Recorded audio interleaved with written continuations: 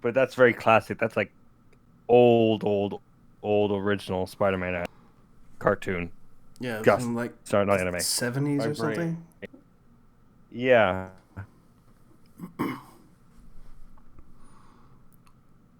Spider-Man does the spider things and all that crap about webs and shit. All Something like this that. COVID and everything. I don't think we're getting any Marvel movies this year. Nope. Basically, well, the Falcon and Winter Soldier just started. Is soon to start filming again because they had to stop because of COVID. Hmm. I think everything else shut down. So that's a thing. Very long sort of drought of Marvel stuff.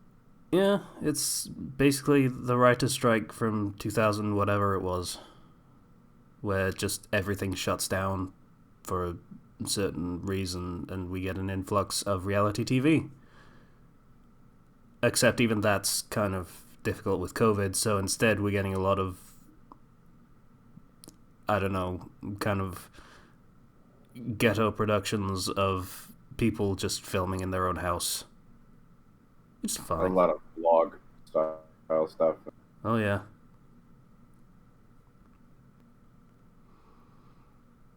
I did like the videos of like uh I'm you 2 months in the future.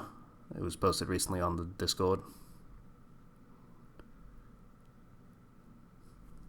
I didn't catch that one actually. That sounds like an interesting concept, though. Yeah, they did two of those. One was for like, hey, so you were stocked up on toilet paper. You should probably go to like Costco. Just like it'll save you a lot of time. Just a lot of Just worry. Just just a get it. big jumbo box. Oh yeah, just you know, you'll thank me later. Don't worry about it. Do you have any hobbies, kind of thing? You know, just something to spend time. What do you know about big cats? Pretty good. And then they did another one, with the things that are going on now that are not the deadly pandemic, which is a bit more Right. somber and reflective. And also, proceeds go to a good cause, so that's good. Yeah. The world is depressing all of the time. 2020. Yay!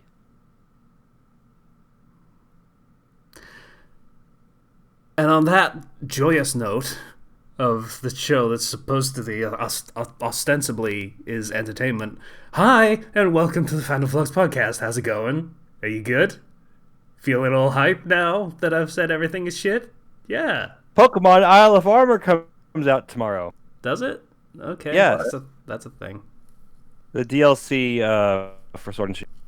Oh, okay. Does it make it better? It adds a whole another huge world area, and also there's a Blastoise Gigantamax where he has tons and tons of cannons on his back, and he fires from them. I'll admit that shouldn't win me over as much as it does, but it kind of does. Mm.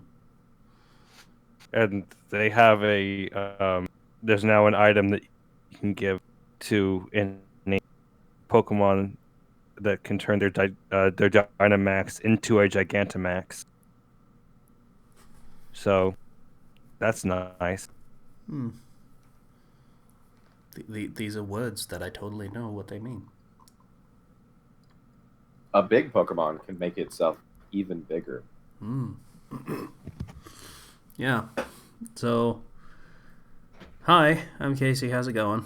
And we got Zero. Hey everybody, how about that PS5? Let me do the intros first. And Slicer's here. Modem joke.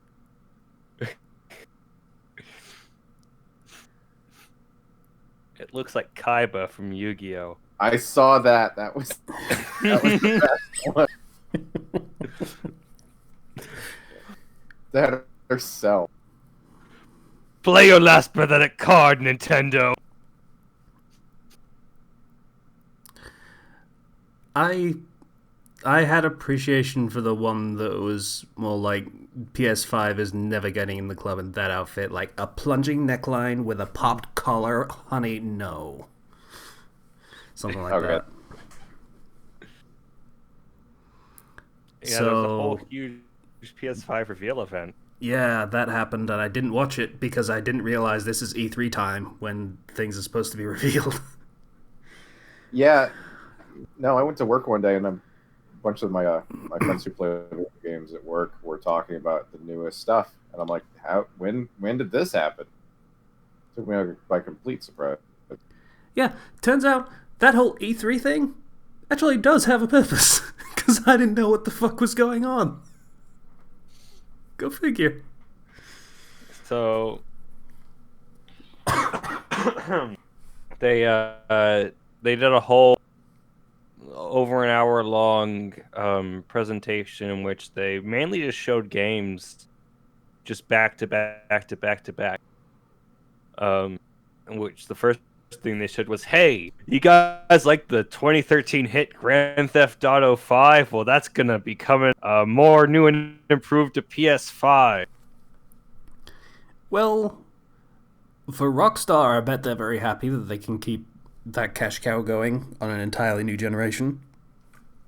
And for the, 10,000 people that have invested about $10,000 each, I'm sure they're also happy about that. For a certain definition of happy. And then they went on to show a bunch of games. The first one being Spider-Man Miles Morales, which is its own standalone game. It's not an expansion or anything like that. The messaging on that was kind of a bit jumbled. Yeah, it was jumbled, but it's its own. It's got Miles. It's great. It's coming out holiday year. It is, to my knowledge, one of the only games coming out this year that was shown in that entire hour-long presentation.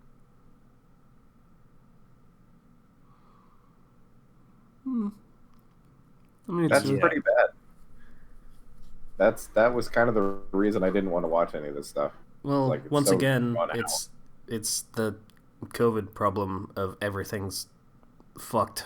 Like, I'm sure some of this was going to come out this year, but stuff happened. Mm-hmm. But then they also show stuff that's slated for 2022. Sorry, and then I'm like, okay.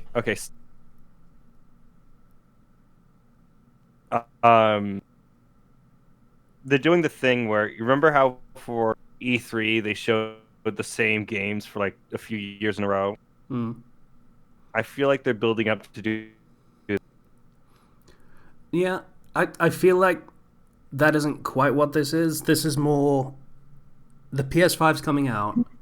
They need to build investment in the machine. They have to say, okay, this is coming out soon, and this is stuff that's coming out in the future, because we don't actually have a lot on the slate for very soon. But there will be stuff that comes out that will make this the preferred platform that you want to have.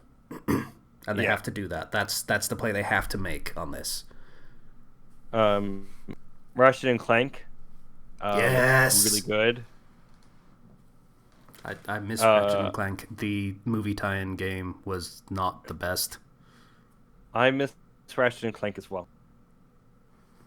I want to go back. They had to do for me was Demon Souls. They show that, I'm good. Demon Souls looks amazing. Have you seen the screenshots of in-game stuff? Yeah, I watched a video of some of the Dark Souls YouTubers doing commentary on it. It looks so good.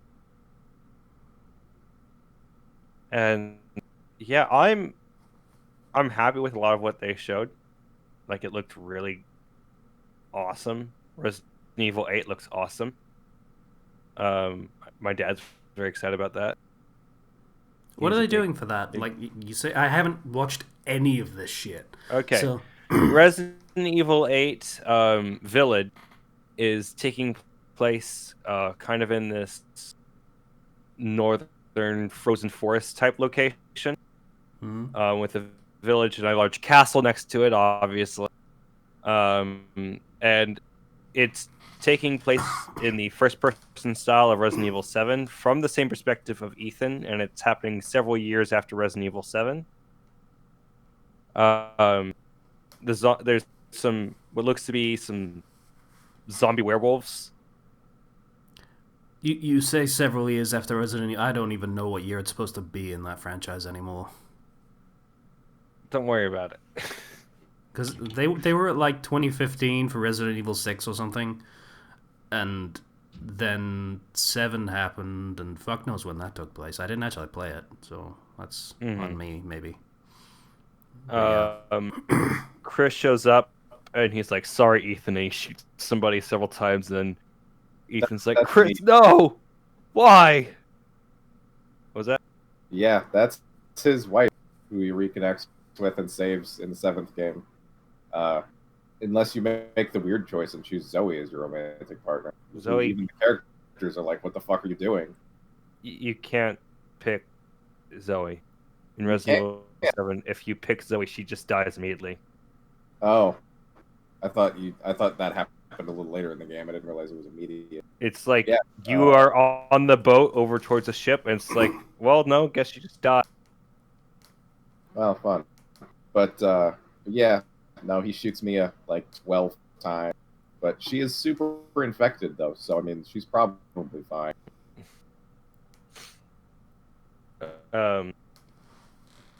Yeah. Looks nice. I saw the inventory screen, and that looks very clean. I'm getting like a weird feeling of Resident Evil 4. A village next to a castle in the wilderness does sound very Resident Evil 4, yes. Plus, it's the second game for Ethan, and so I'm wondering if they're trying to recapture some of that Resident Evil 4 goodness. You're saying Ethan is the new Leon S. Kennedy? I'm saying that they may be trying to do something similar. It's going to be a Secret Service agent in this one. No, they can't make it exactly the same. An Interpol agent.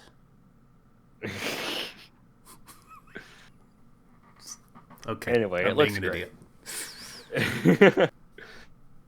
Idiot. They showed Horizon Forbidden West, finally free of the Zero Dawn. Good God, that was a terrible subtitle. It gets explained in the game, but also, like, screw you. You didn't have to call it Zero Dawn.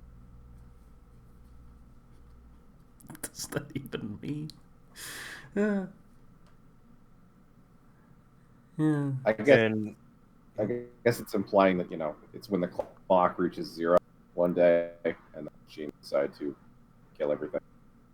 Yeah. I should actually finish playing Zero Dawn at some point, except for the fact that the last time I tried it crashed my PS4, so I don't know. I'm sure it's probably updated since then. I mean, I got that was like last year. This game came out in like 2017. Let's see. Oh yeah, there's Project Athia, the new Square Enix game, which it's called Project Athia, which means it's probably never coming out. Yeah, that sounds about right. There was Stray, which is the cyberpunk game in which you play as a cat. Meow. Humans have died off. There's only robots and cats now. Can you be a cyber cat? I don't know. I feel like it's a missed trick if they don't let you be a cyber cat. There was tail. There was Returnal, which I was actually really digging, which is I'm sorry, Returnal? Returnal. Yes, I know. It's Return and Eternal, and it's bad, but you know what? It's not just a word. Oh. If you're gonna make a title, make it not just a word. Go with something weird that's memorable, at least. Okay. And then if you get a sequel, you can go Returnal 2, The Returnal. Oh God.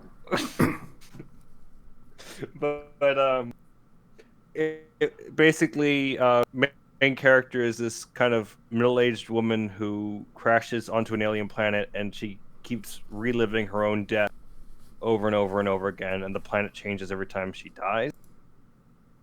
And it's got like a sci-fi third-person shooter type play style. I'm not quite sure if they're going for more of a roguelike thing, but it looks very, very good, like very high quality. Looks very cool. It's a new franchise too, apparently. So, and it's called Returnal. Yes. Then you get Sackboy: A Big Adventure. No one cares. Moving on.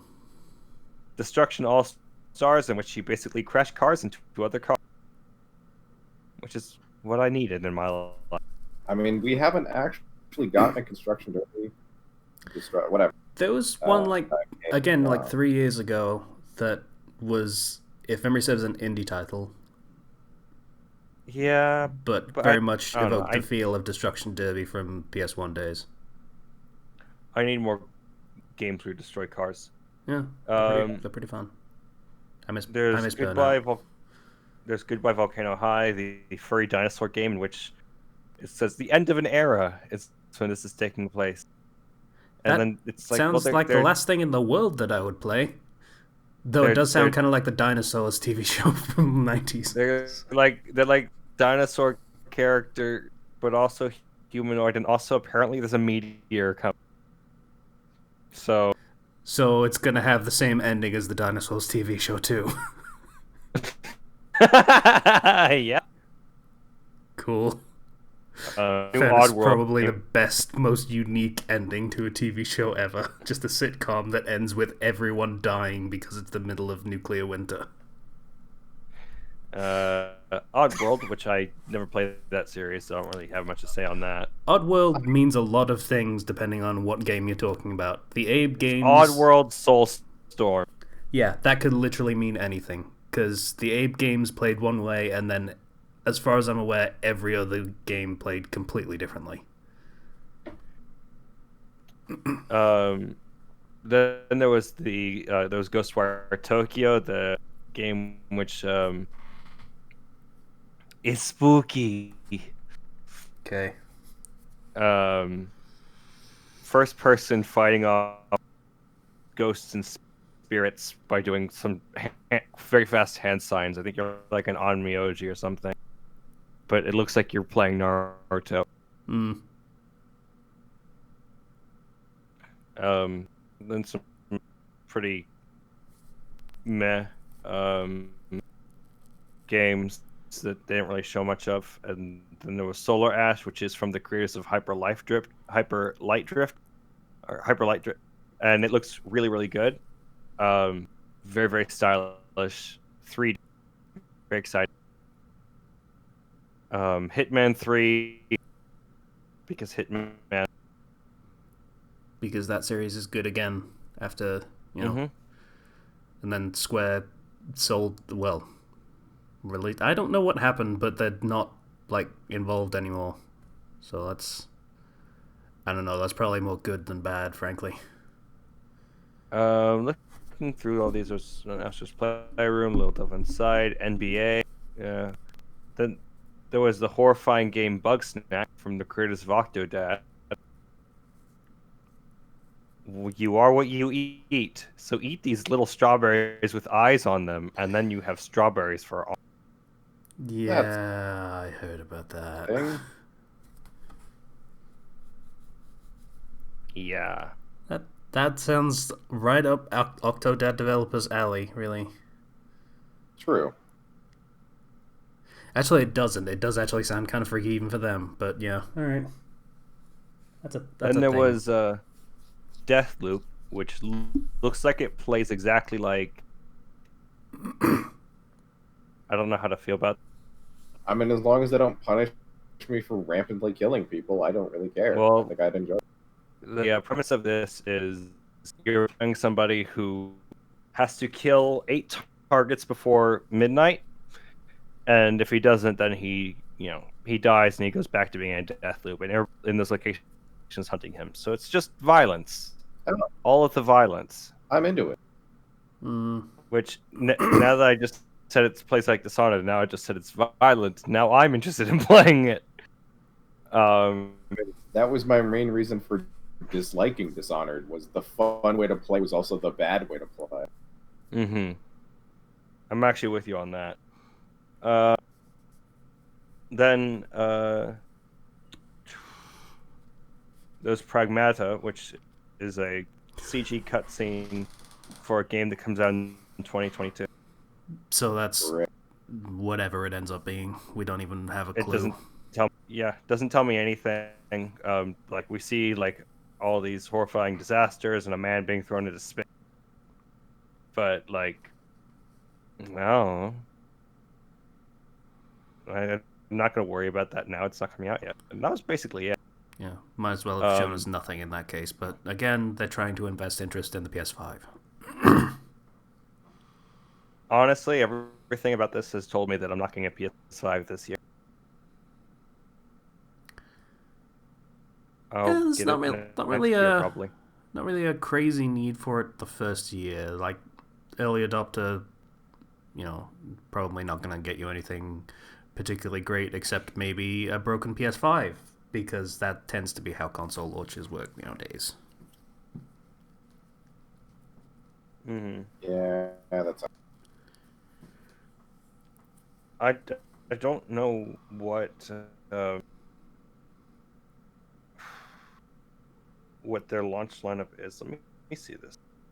Every confirmed PS5 launch title. Okay, so Spider-Man Miles Morales, Godfall, Astro's Playroom, Dirt 5, Assassin's Creed Valhalla, Outriders, Observer System Redux, Destiny 2, Jet: The Far Shore, which is one of those ones we saw a trailer for in the PSI reveal and didn't really know anything about. Bugsnax, Deathloop, Madden, NBA, Vampire the Masquerade, Bloodlines 2, and Rainbow Six Siege. No Demon's Souls? That's not launched. Huh. Well, as lineups go, it's not terrible, but there's quite a few things that are just live service games that are just getting reincarnated. Mm-hmm. I'm hoping for more stuff as the weeks and stuff progress. I mean, do they have a release date for the console itself? I have to double check.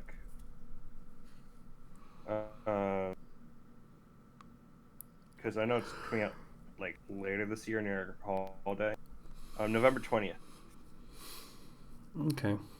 That's very close to Christmas, but that's probably for the best in this case. Like, hey, let's not try and push this out too early so people are actually in a buying mood. Yeah, but that's the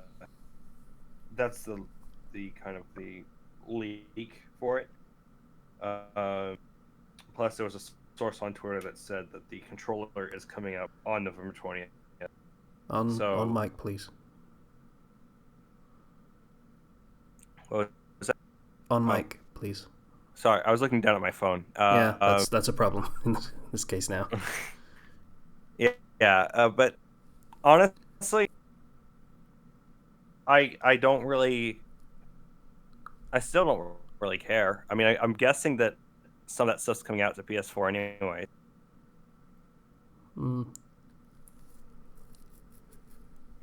Some of it, like the multi-platform titles, like the Assassin's Creed and all that stuff,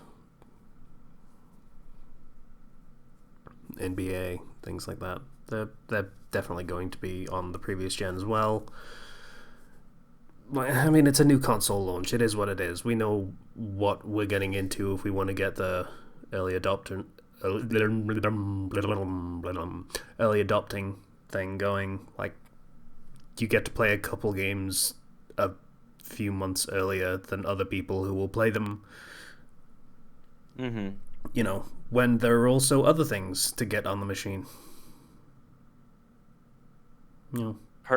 Personally, I'm thinking that the price is going to be ridiculous to start.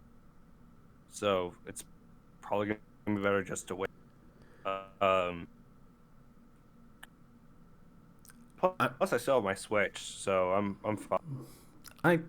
I'm starting to feel kind of bad for Spider-Man Miles Morales because it is almost certainly going to go the way of Infamous Second Son, which is a good game that no one will play because, like, it's the game that comes out when PS5 comes out. So early adopters will get it, and then everyone else will not get it because by the time that they actually buy a PS5, there will be more robust games that are designed with, experience of the machine under the belts, so will be better. It's a rough spot to be in. Yeah. It really. I hadn't thought about it from that angle, but yeah, it's not great. I mean, I played Infamous Second Son. It was really good, but I was a big fan of the franchise, so, it's not really fair. It's not like, for example, Legend of Zelda Breath of the Wild, which was, a main big series franchise for Nintendo, something that had been hyped up for years, very, very ambitious in its scope. It did launch Switch, but the Switch itself was such a different and unique console in its design that a lot of people just first things. No, Breath of the Wild was definitely a system seller level game. I don't. Yeah. Miles Morales, even no matter how good it is, probably going to be that for a lot of people. Yeah. It's the sort of thing where it's like, know your audience, and there's going to be a lot of PS4 Sony fans that aren't necessarily a big fan of Spider-Man. I feel like that's more niche than, with Nintendo. It's like any big main franchise game usually draws a lot of people. I definitely could have seen them launching with Horizon's Forbidden West, and that being a really big system. I wouldn't have. I feel like the original sold very, PlayStation very well. has a couple of real big system seller level games, and those would be Last of Us, which they decided not to do for whatever reason, and God of War. And God of War is not ready yet. Yes. I'm with you there, especially after the recent God of War, which won a lot of people over. Yeah. Just out of the currently announced games, only one of them seems like a system seller to me, and that's not coming out this year.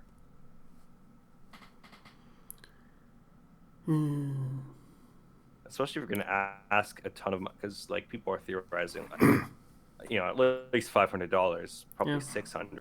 $500, $550. They won't do $600. I've had this argument in the Discord. They won't do $600 because the launch of the PS3 is not that far away in people's memories. Like the people that are actually going to be buying these systems, they probably remember that debacle, and they're not. My reasoning is that they don't want to do 600, but there's been numerous news articles about them having much more difficulty getting parts and everything with the COVID thing happening, and that could cause prices to rise regardless. I mean, it's up to them if they want to accept the loss, but I'm not sure how much of a loss they're willing to accept. Yeah, if they do raise the price that much, they have to accept that sales are going to be a lot lower. I sure as hell wouldn't spend $600 on it. Because the Switch sold at a lot, but it sold a lot. Yeah, consoles tend to sell at a loss, though. That's part of the business. You're supposed to make your money back on the first-party titles. The thing is, even if they do have to sell for around $600, they won't sell for $600. They will sell for $589 or $619. Because even if it's more expensive, it's probably a better marketing move than using the cursed number. Sadly, yes, people are stupid. Yeah, I would agree with that. But I don't see it being 500 given these current circumstances, and I'm guessing that's why they have delayed announcing the price, is because they're doing everything they can to get that price down. But we'll have to see. In the meantime, screw all this PS5 news. Did you guys know they did a new trailer for Paper Mario I did not. the day after the PS5 reveal? Yeah, Yeah, that was Paper probably planned. Mario. It's coming out next month. I hope it's good. I really hope it's good. Please be good. That It would Doug be really Bowser, nice. he's a real marketing monster. So something I learned is, number one, they have brought back some form of limited badges, but in a different way. There's accessories, and now you equip on Mario numerous weapons, basically. So, for example, Mario always has his normal jump and hammer. But if you get the right badge, then you can give him a Glock. I wish. No, you can get other different weapons like boots and hammers that you can equip in battle, and those have a durability to. So your basic attacks will never run out of durability, but you can get extra attacks that do have a limited amount of durability, which is interesting. I'm not sure how that's going to work. I hope that battles have a reason, because so far it looks like in battles you just get a lot of coins. I'm not sure if that's it, or if coins are used to level up or something. But yeah, That would kind of suck. Yeah, if they just don't have a use. because I know that you're going to be using coins to buy weapons, obviously, but if you're just using coins to buy weapons, you can and then break your weapons so that you can buy more weapons. There's no progress there. It's just a. I want to say that Nintendo hopefully learned their lesson with Breath of the Wild in making combat actually a loss. But who knows? It's less that, it's more lesson from the last two Paper Mario games, in which you gained nothing from, and you only lost everything because all of your attack were exposed, were like expendable items that were one use.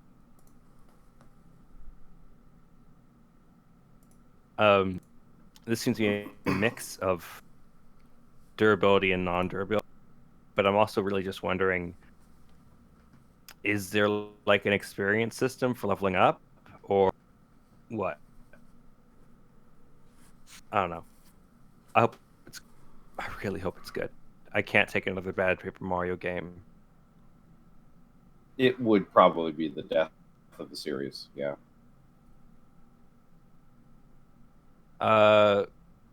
Yeah, so that's all that video game talk out of the way. Are we doing weeks? I think I just kind of burst in with PS5. That's, yeah. It happened. It's fine. Slice, how you doing? You don't usually go first. Yeah, doing well. It's been kind of a short week. I only have a couple things.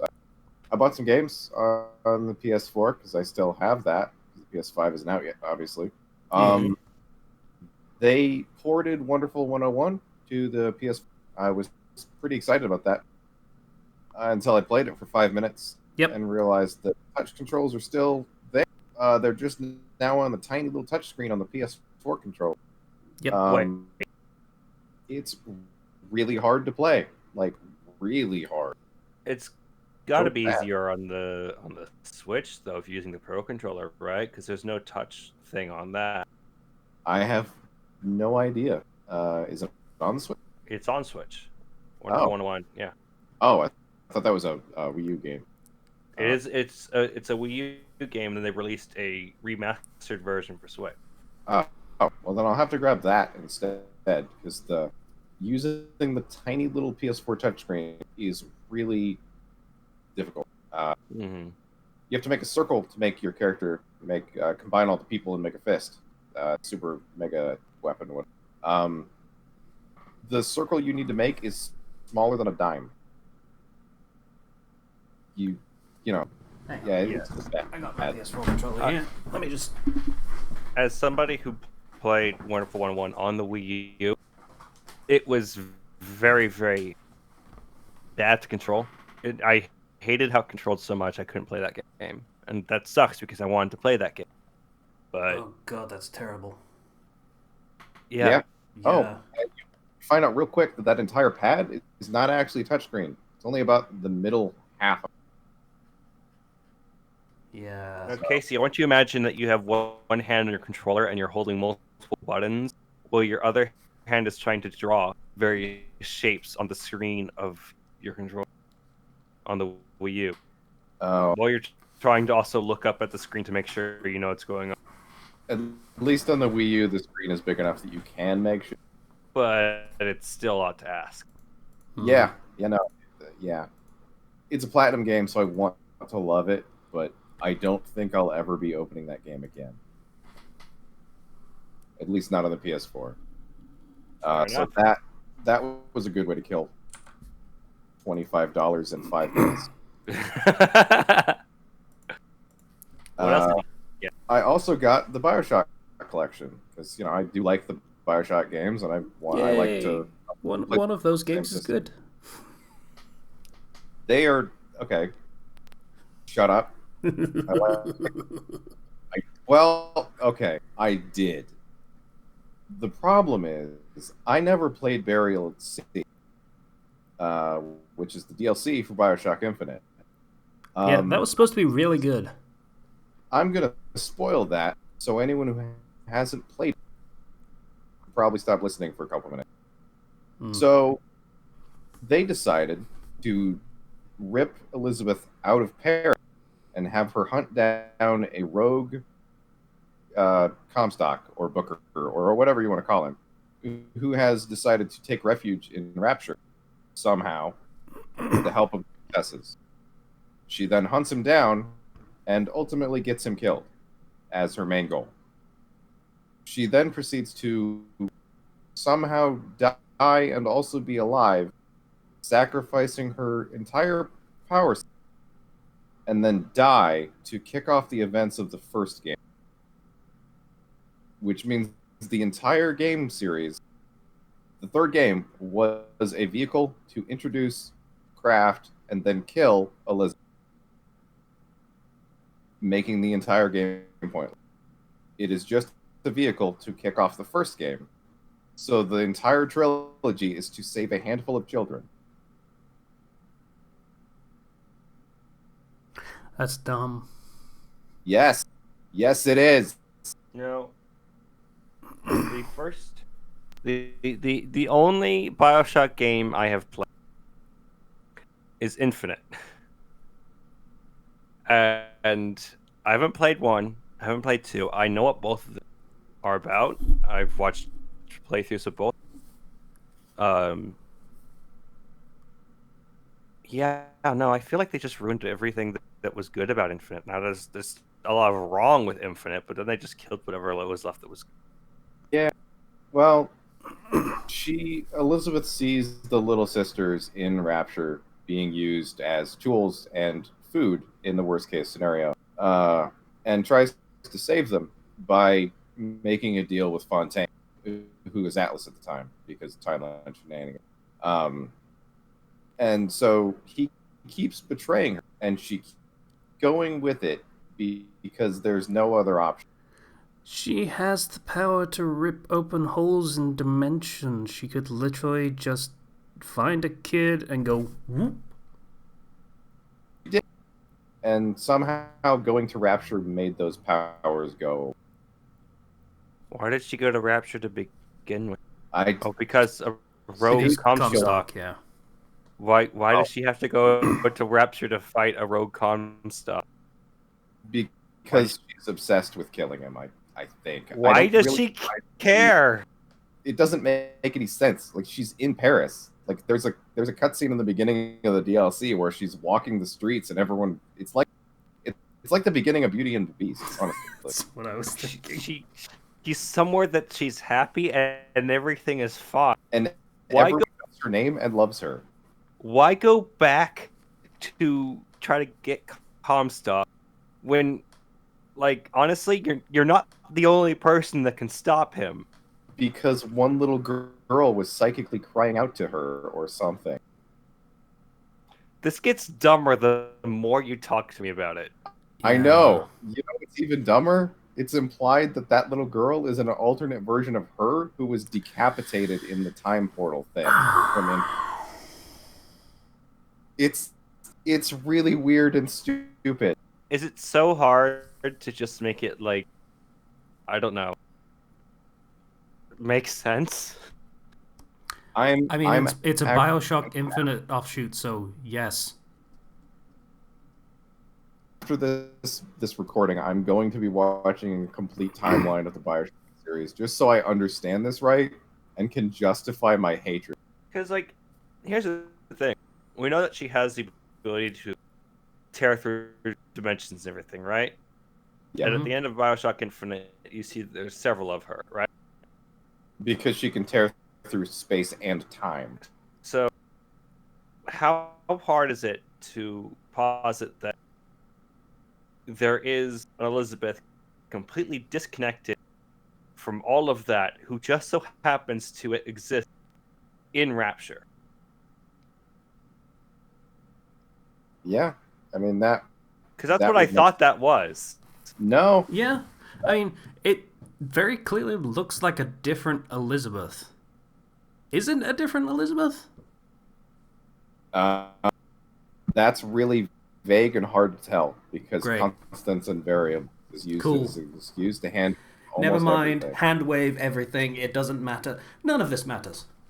That was basically the end result of Infinite in the first place. None of this matters. Everything is infinite. Anything can happen at any time and already has because that is how multiverse theory works. So none of this matters. Nothing matters. Nihilism for the win. Fuck it. Oh, and the ultimate thing you get in the very end of the DLC is the activation phrase for Jack. The "would you kindly" phrase. That's how Atlas gets. Hey guys, we heard you didn't like Infinite, so we're gonna take you back to BioShock original, back to Rapture, what you like, and we're gonna give you all the things that you like, and we're gonna make that Infinite stuff just kind of not really make sense because that's not what you're here for. What's even worse is that Jack can be a villain, which means that Elizabeth has given up her powers and essentially erased herself from existence just so he can be a monster and then kill the little girls that she sacrificed herself for. Yep. Oh, and that's not even counting the second game. The second game is essentially gone from the timeline. Oh yeah. No one actually cared about BioShock. Like, you think people didn't like BioShock Infinite. Ooh, boy. I don't know where all the hate from BioShock 2 came from. I actually really enjoyed people it. hate the one we get to the play plot. They don't hate Dad. the gameplay. Like, the gameplay was supposed to be better, but the plot was stupid and no one cared. It was, yeah, but I kind of liked the ability to make your own daughter, basically. Your moral choices actually matter. I mean, there's a lot of games for that. Don't worry about it. That's true. Like Conception. Oh, don't talk to me about Conception. I just thought it was cool that your moral decisions directly mattered, because most games with moral choices, it's just a different colored end. Yeah. But Evil Eleanor was fucking awesome. And the last thing I did, I started watching Archer on Hulu.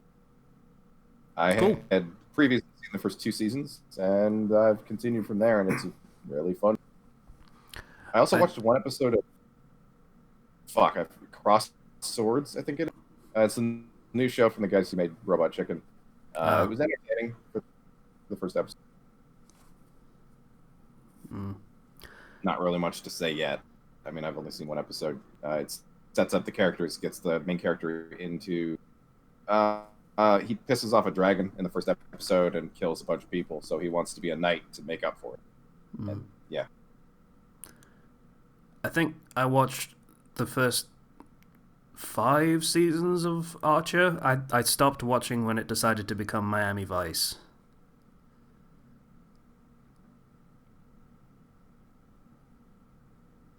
That is the 3rd season that I'm on. Actually, it's pretty entertaining. I guess it's not for everyone. The one where they become like PIs or something. Oh, you mean the one that like actually takes place in the 50s, or intends to be? Because I think that's actually a coma dream from Archer. I think. I don't know. I just know they aren't allowed to be spies anymore, so they go and do other stuff. Oh, I feel like that happens every season because they losing ISIS headquarters and then having to do something else, and then getting it back briefly.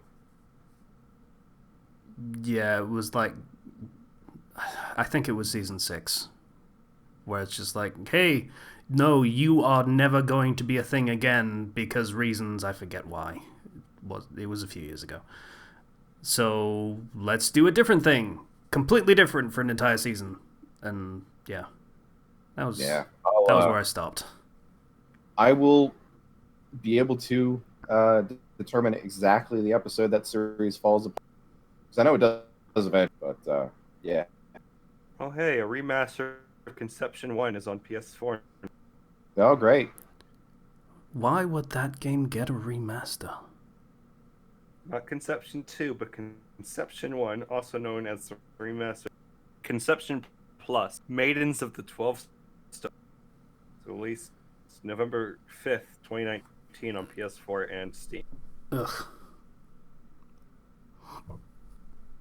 Well, I should clarify, because the game is shit, not because of what it is.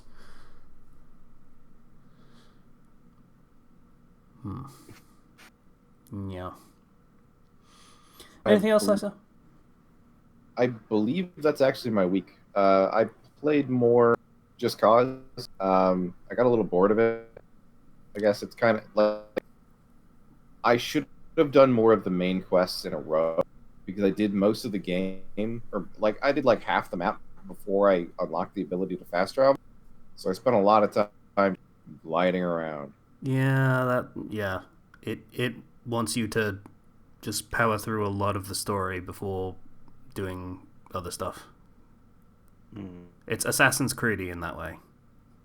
Yeah, I made the same mistake with Assassin's Creed. Actually, I think a lot of people still do. The second I unlocked it, and then the main quest was a joke. Yeah. That kind of happens with a lot of open world games with me, though. Yeah. Unless the story has one definitive, okay, now it's time to do the side stuff, I just do it right away.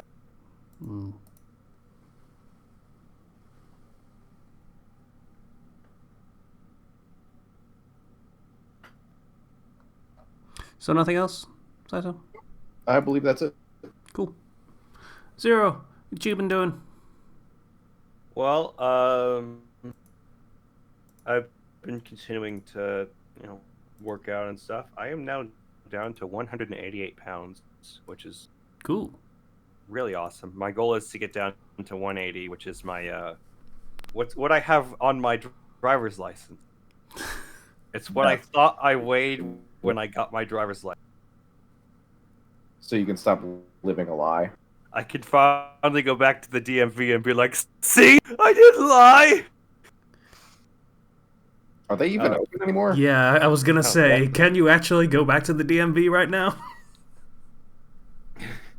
Probably not. But still, I want that's been my long-term goal, is to get there. I'm 8 pounds away of finally living the dream.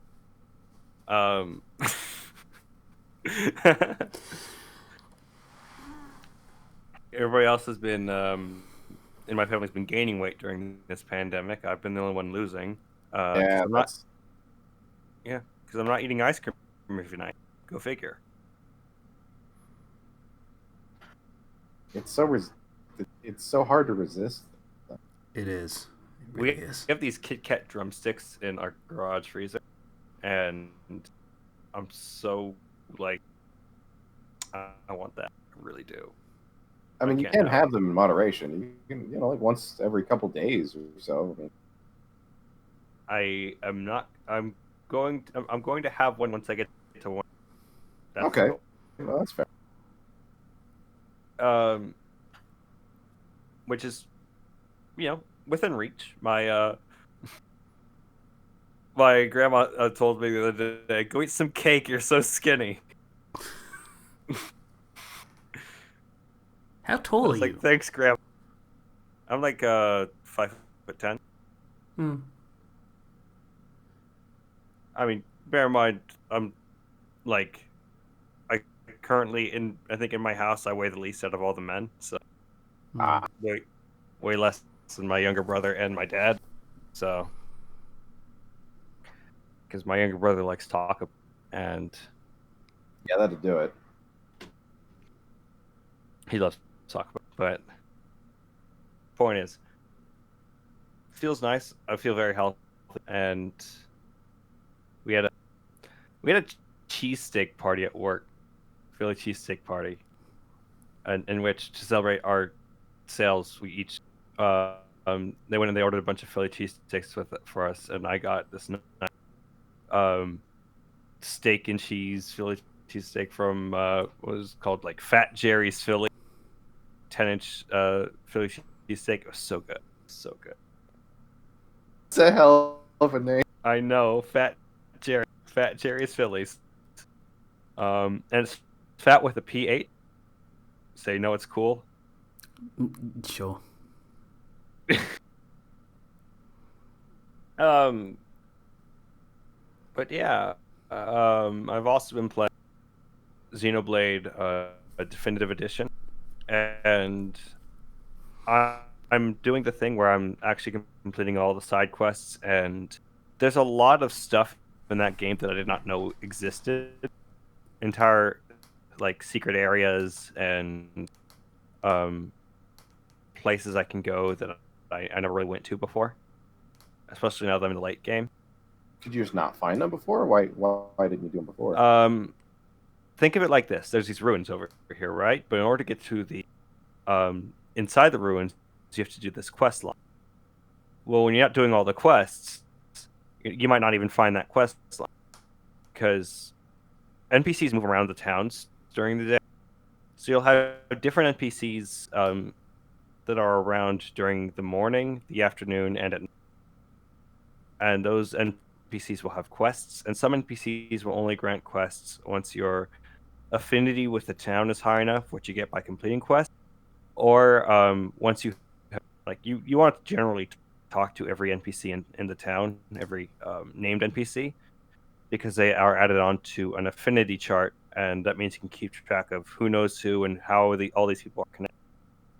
And doing that also can unlock quests because say you go talk to one person, and one person you had previously talked to knows that person has a quest for you regarding that person. Oh, okay.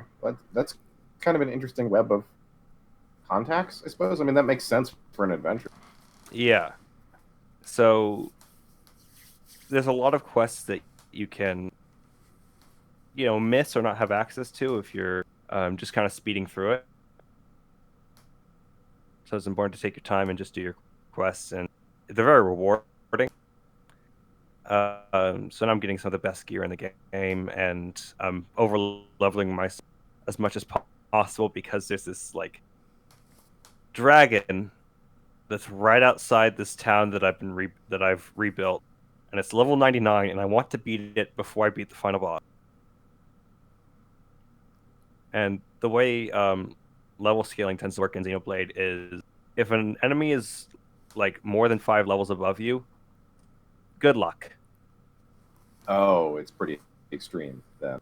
Uh, it's possible, but the difficulty here is a stat known as agility, basically your accuracy, and that scales with level. So essentially, if something is 5 levels higher than you, unless you're really good, you are not going to hit them,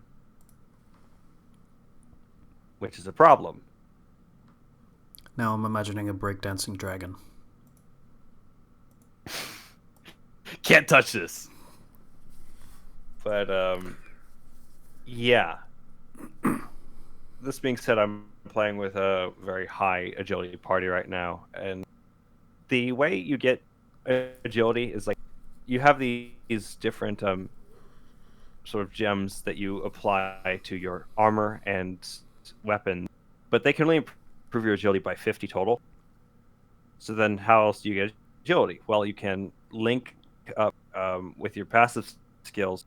If you have affinity with your various party members, you can borrow their passive skills, so you can stack agility from other party members on this party member, for example. And then you throw on a special gem called Night, which increases your accuracy by a large percent, but only at night.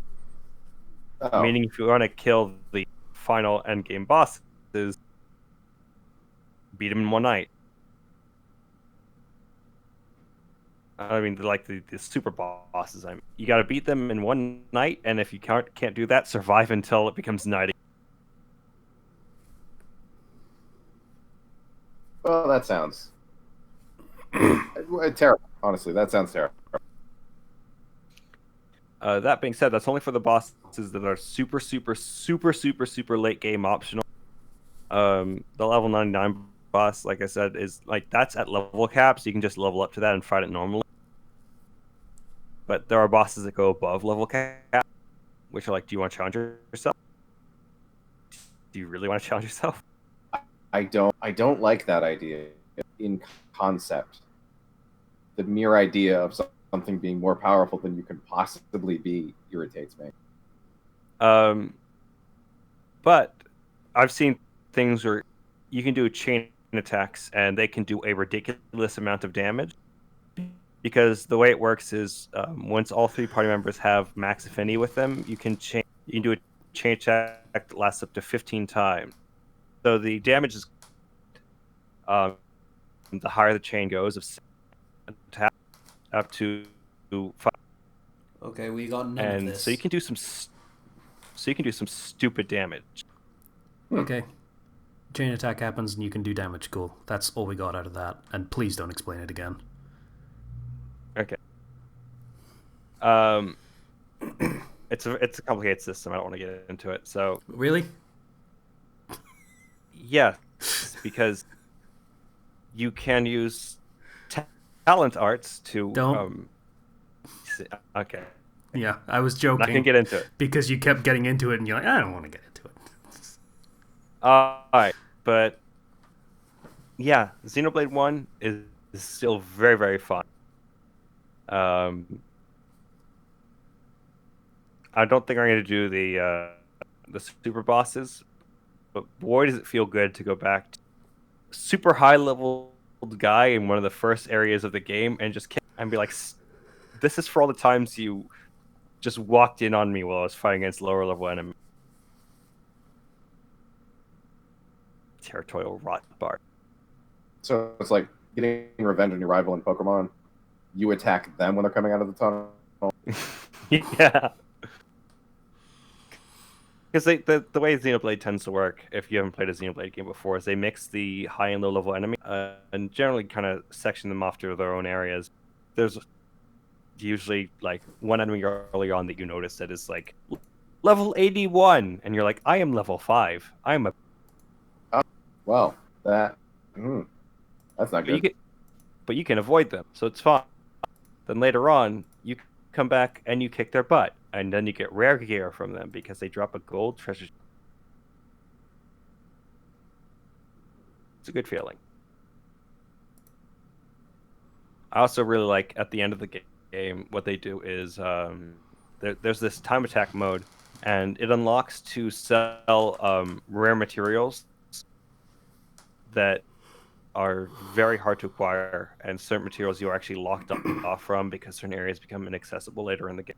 Well, you can get those materials that you needed from that very, very late game. Okay. in definitive edition. Specifically, the materials needed for the longest side quest and probably the biggest side quest in the game, which is the reconstruction of Colony 6,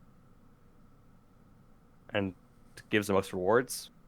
So being able to just buy that for the time attack currency is very, very, very nice.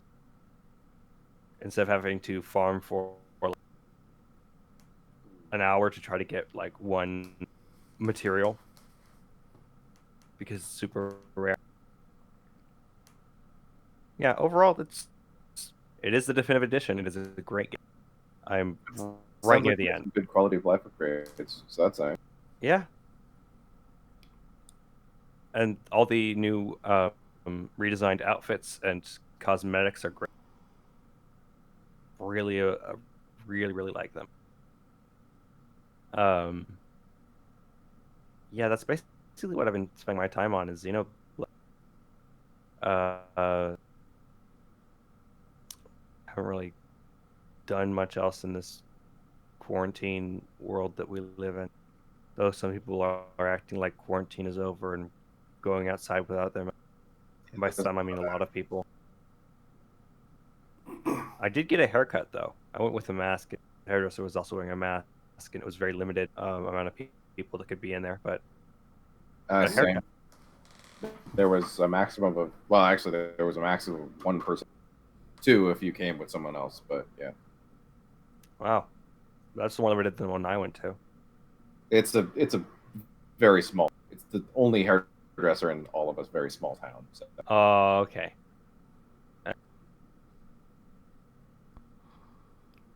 Yeah, that's about it for me. So, Casey.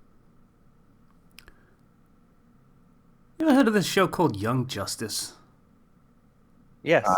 Have Yeah, that's a pretty good show, mostly. Yeah, it was. I had to watch it for commission because they want a story set in the DC universe, which is cool. Would be cooler if it was a setting I was very familiar with, which DC I am not. Like, a lot of my knowledge comes from fucking With This Ring, which is not the best source for this sort of thing. it's not a no. Like it's pretty cohesive, but it's also very clearly geared toward a specific kind of story, which is not the one that my commissioner wants to tell. So that's not that useful. So I watched the source material, the Young Justice TV show, because that has a pretty solid, just all over, a good basis for a DC setting, rather than the continuity snarl that is every incarnation of the comics. So I figured I would watch a few episodes of the first season, to get a basis, so I can, just move it on from there. And then I watched a few more episodes of the first season, and then the rest of the first season, and then I thought that's probably enough of the. I'm not gonna have to do there's like a 5-year time skip. I can stop there, and then we can build it out from there. That's fine. That's fine. I can watch a few episodes of the second season. That's fine. I'll just to see how. So you binged it? Yeah. A lot of the time where I was supposed to be writing, I ended up binging that show. So that happened. I mean, it was technically for work, but also, I wish I hadn't done that. First season is very, very good. I actually have very few criticisms of it at all for the first season. Second season is has a problem, singular, which is go ahead. Remember watching Young Justice. I didn't really watch it in order, I guess, because it was on TV, so I just caught an episode here and there. And I remember liking it, but I've never sat down and watched the entire thing straight. Yeah, What was the single problem? the single problem is there is a running plot line through the show, which is a bunch of supervillains are secretly colluding. Hate colluding supervillains; it's terrible. And doing all this shit in the background, and so the Justice League are like, okay, we'll make a covert team so we can see exactly what these people are up to, because they're obviously communicating and working together more, so we need to see what the deal is with that. So they make the team. And everything the team does in the first season basically has the Light, which are the coalition of supervillains, are like, okay, cool. So our operation was completely rumbled by a bunch of teenagers, and everything kind of went to shit. Perfect. On to phase 2. Every single time. Every single time. Oh no! It was fine for the first season. Perfectly fine. No problem. Okay. They're building up the supervillains as like, okay, they're actually doing some serious shit this time. This isn't just fucking Lex Luthor stealing 40 cakes. This is actual plans in motion. Like, they're doing some Xanatos shit. Alright, that's fine. Second season, it gets a little tiresome, because 6 years later, this shit is still happening. Like, I think it's supposed to be like the turning point of the arc, where everything's gone wrong for the heroes, and they're doing a last desperate gambit to make everything right again, because one of the heroes has been like converted to working for the villains. It's the Blue Beetle thing, because it's like supposed to be a mind control device, but it gets wiped. But then the Reach reprogram it so it works again. And they're trying to fix it so they can shut it down and get Blue Beetle back. Okay, cool. And they do, having to work through fucking the villains that are working with the Reach, and everything works out fine. It's all good. And then it turns out the villains that were working with the Reach actually just threw the fight, and it was just all planned. And none of it meant anything.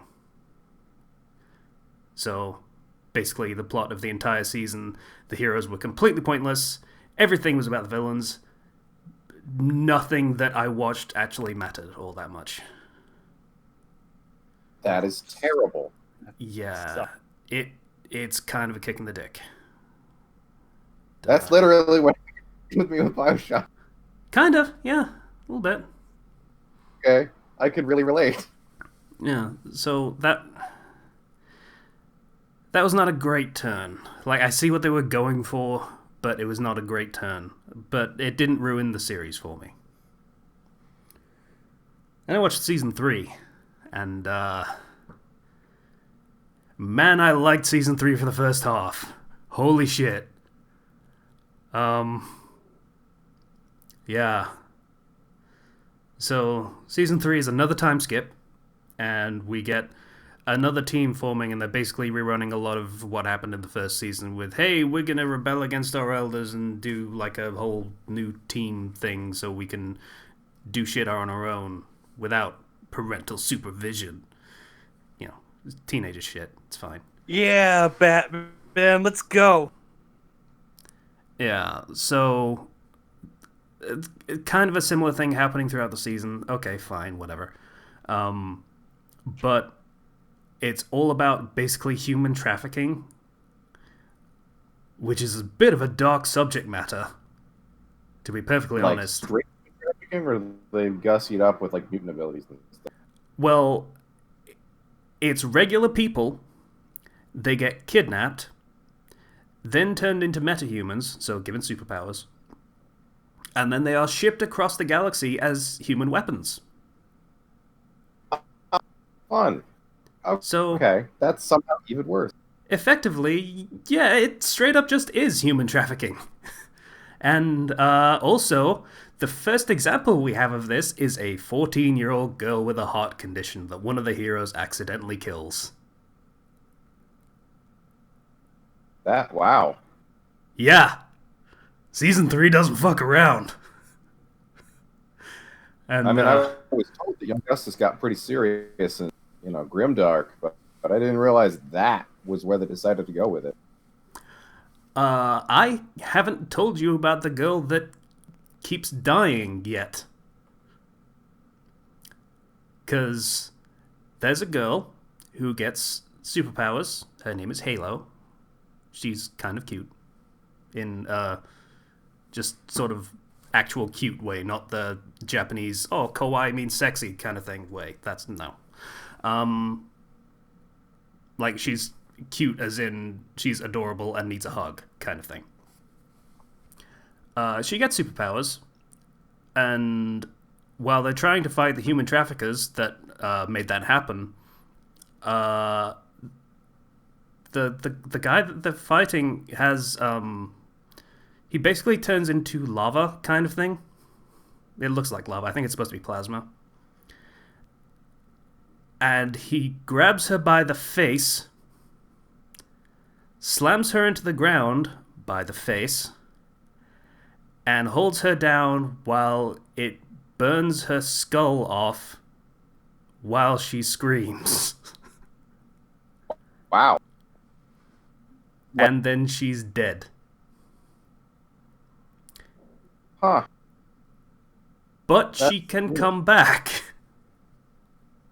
I don't think you'd want to after something like that. So she comes back and heals herself and stuff. And then this is a running theme for the rest of the season of this girl just getting killed in really gruesome ways. I mean, I get it. If you have a character that can die, so they show off how deadly the enemy is. But that has to do some major psychological damage to that person. I mean, it's a really weird thing that... Okay, basically, there's a race of gods, basically. If you read Wither's Ring, you're probably familiar with New Gods, or just DC Comics, obviously. But they have these things called mother and father boxes that are basically living computers. So one of these mother boxes gets destroyed, and its soul goes into this girl who recently died. So the girl, Halo, is a mother box in human form, basically. So that's why she keeps coming back to life, because it can heal her again. Oh, yeah. Okay. So, in terms of mental, that sort of thing is probably... It's a very weird mental state in the first place, so it's not like trauma is a thing for dying. Like, they've done that multiple times already. But yeah, it got dark very quickly, and I was very into it for the first half of that season. Did they pull a this was all part of the Grandmaster plan thing again? No, it just gets really fucking stupid. Oh. What's with DC shows and them being cursed? I feel like a lot of the time DC shows end up going in bad direction. So I think mishandling, maybe? I mean, you're right. They start great, and then they just kind of peter off and go bad direction. Hey guys, you want to hear about how social media can save the world? How about no? I caught a single post on the Discord last night on my break, and it was social justice saves the world, or social. I'm curious what that. I'm curious. So,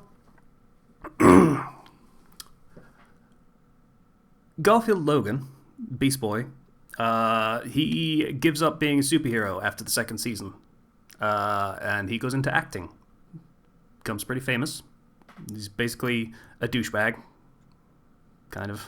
Like they play it up like he's a nice guy, a nice good guy, but he's kind of a douchebag. And by happenstance, he runs across a woman who gets mugged. And he, turns into a gorilla, as he does, and chases the thief down and smooshes him a little bit, just a little bit, so he's fine, and gives the purse back. And she makes a social media post. And it gets really popular. And Garfield Logan gets a bad idea. A terrible, terrible idea.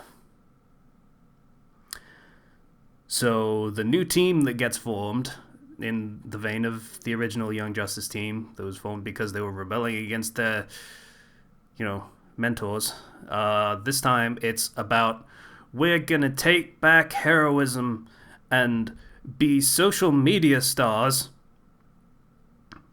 because that can inspire people, I guess.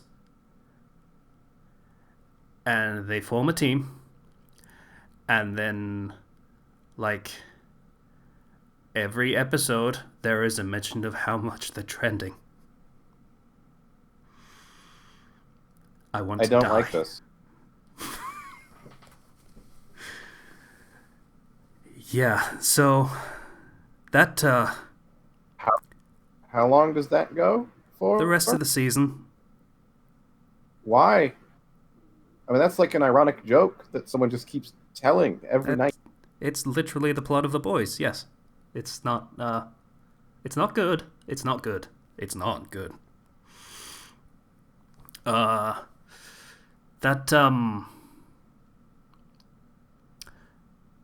don't know whether that's actually tied for the worst thing about season 3.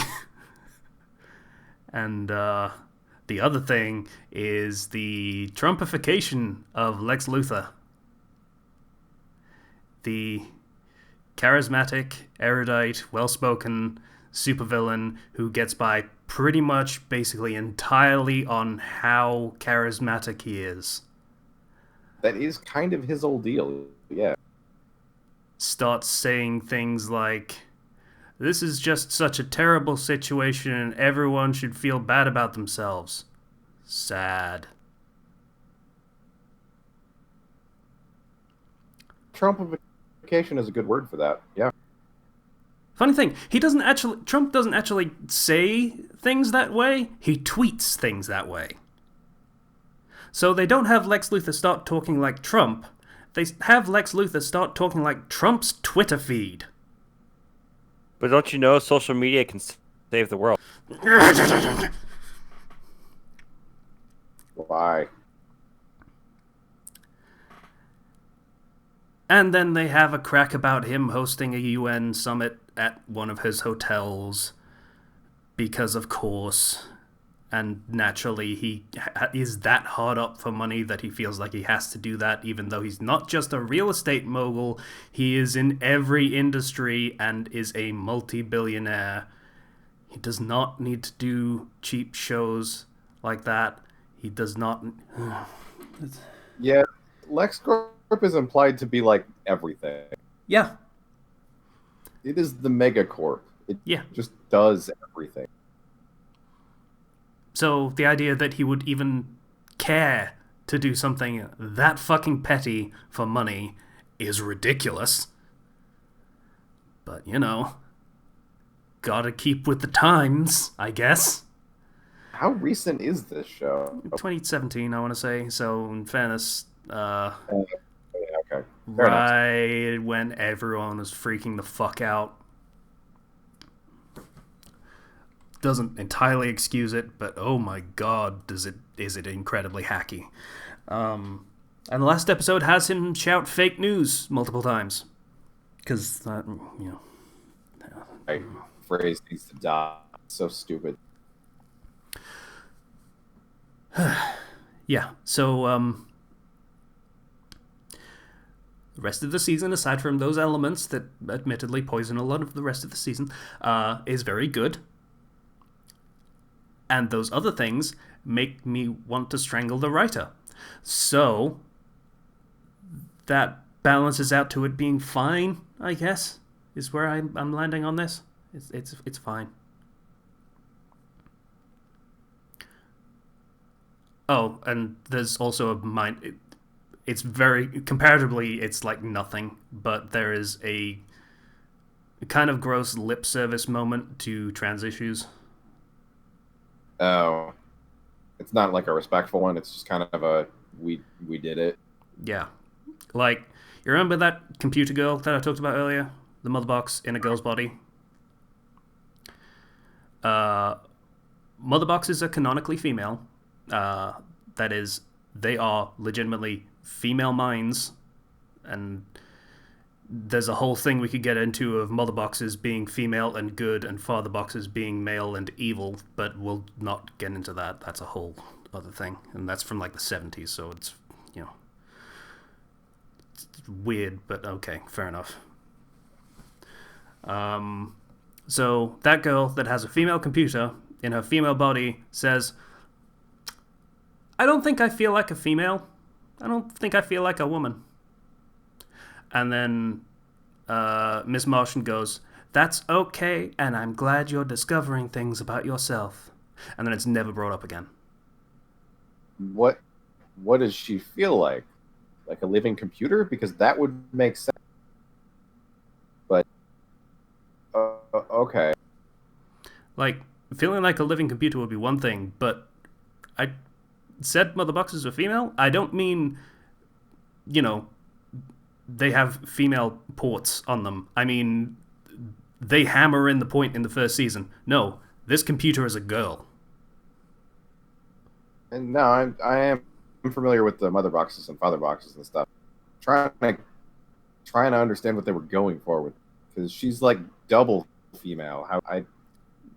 What is she implying it feels like? My understanding of trans issues, aside from non-binary, which is fair enough, but this is literally a female mind in a female body. And they're saying this is supposed to... Like, I don't get what that's supposed to mean.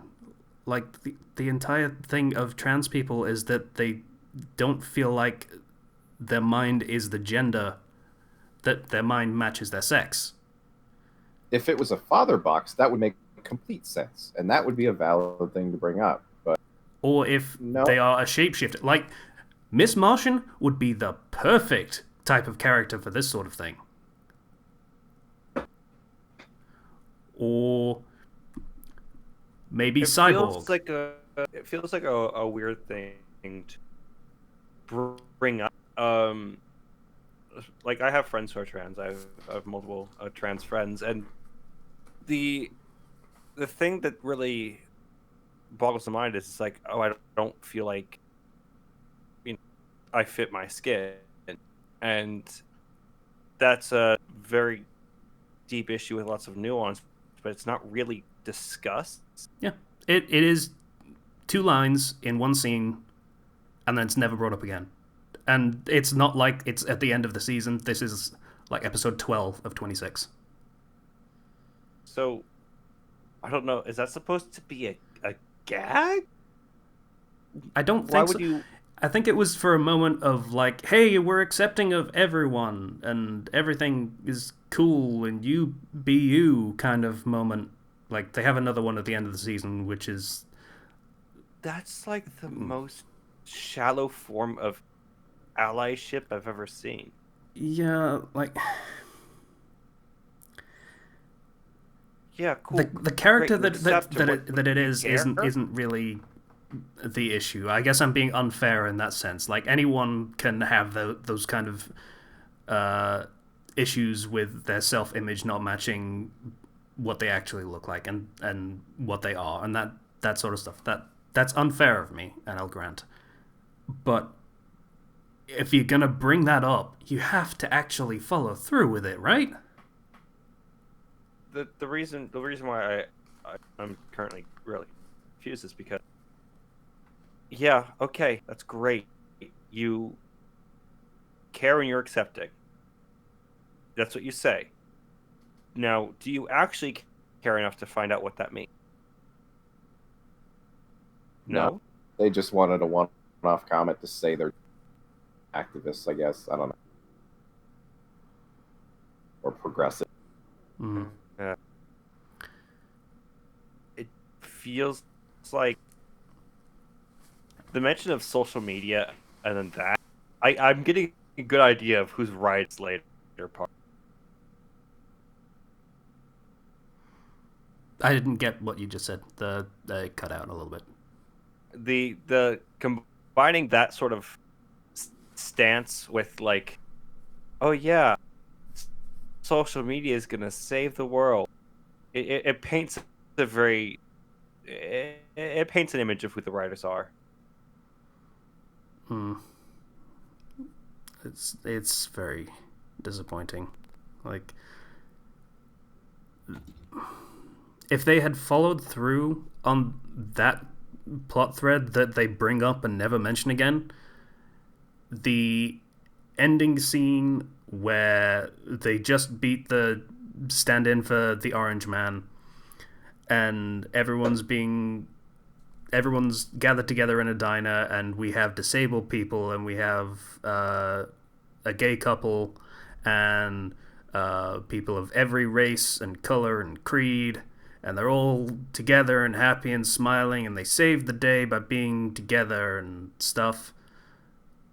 It would have landed a lot better if they hadn't been so flippant about one of the most difficult subjects in that particular argument. If you're gonna engage in some difficult subject, like you've got some dark stuff happening over there with the like, you know, human trafficking. Um, maybe like if you're gonna tackle all these difficult subjects, actually tackle them. Yeah, Otherwise, don't bring it up. I It's an unfortunate implication, and I guarantee it wasn't intentional. But I just realized the character that is uncertain about their gender identity and the character that gets killed half dozen times over the course of the series is the same character. ooh, Yeah, I not am sending a good message there. I am 100% certain that wasn't intentional, and it was a case of left hand not knowing what the right hand's doing. But oof. yeah. Making a one-off comment that kind of implies this character might be on some level trans, and then killing them repeatedly. Probably not the best message to be sending. So yeah, that they're apparently doing a season 4. So I googled the character. Yeah, I didn't realize she was Middle Eastern. oh yeah, she's Middle Eastern as well. So that's you know okay. Right. So you're covering two different types of representation here. At least you're trying to, and then you're just killing her over and over. Yep. I mean, I'm not really going to get into that because this season of the show is getting very multinational. Like, the whole story is about like a country in Eastern Europe.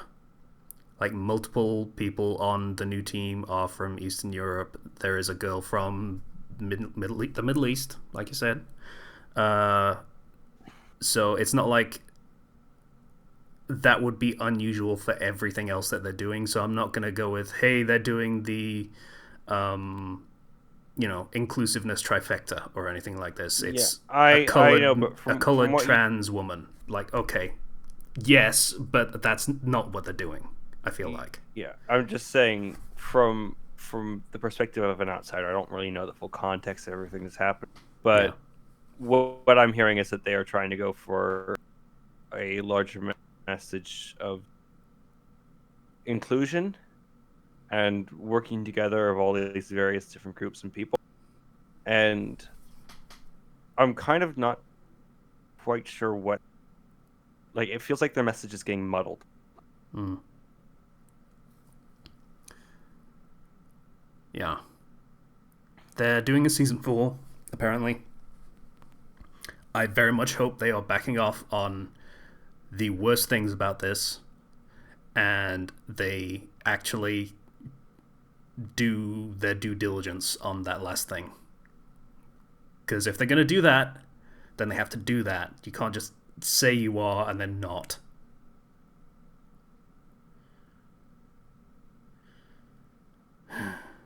I hope it's good, but I definitely recommend the first season. I mostly recommend the second. Third, if you're invested, yes, go for it. There are a lot of good things about it. There are a lot of bad things. So it averages out, in my opinion, but mileage may vary.